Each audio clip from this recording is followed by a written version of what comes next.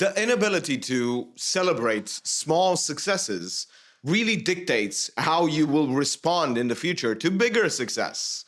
You will have to understand that if you are not grateful with the small little successes that you have right now, you will probably not be able to feel any joy or any happiness, no matter how much you achieve. No fulfillment, because it is definitely harder to be happier, to be fulfilled, to be joyous about small results. So when you are faced with the harder thing to do, which is being happy with where you are right now, you have the impossibility of doing so. And of course, it's probably gonna guarantee that you will not be happy in the future because you never did it when it was harder.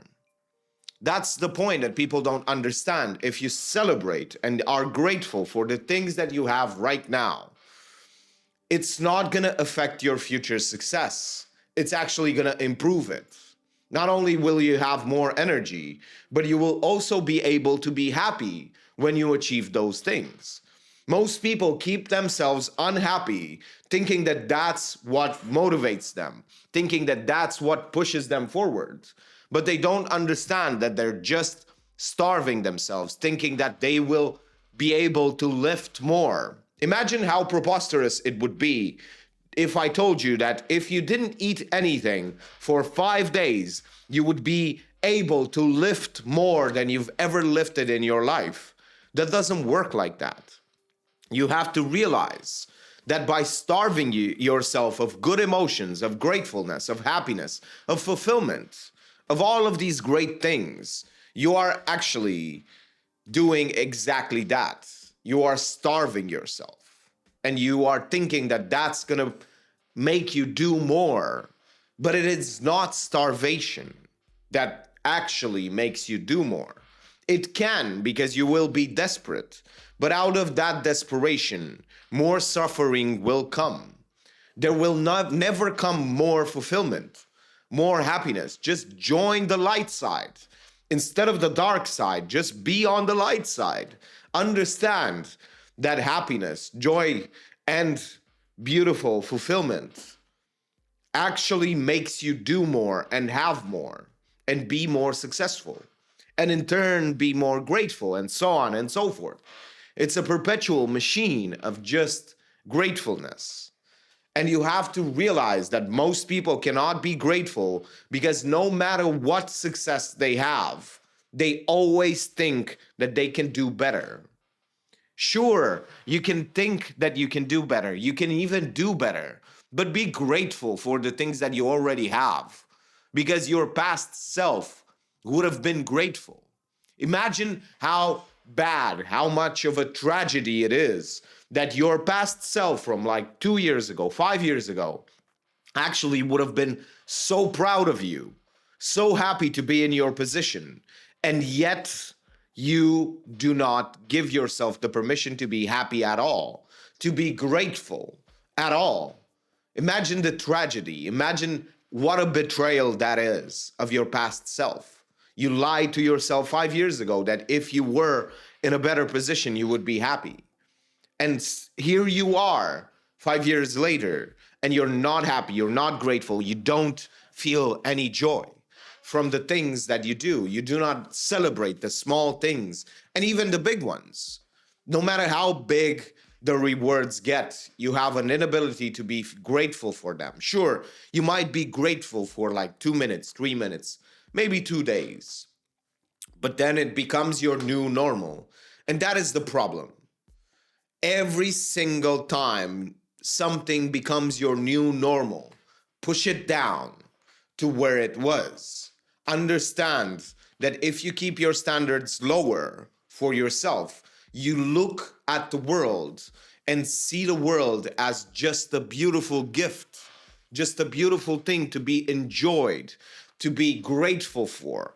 All of these things that are happening, all of the good things start to just shine so brightly in your life.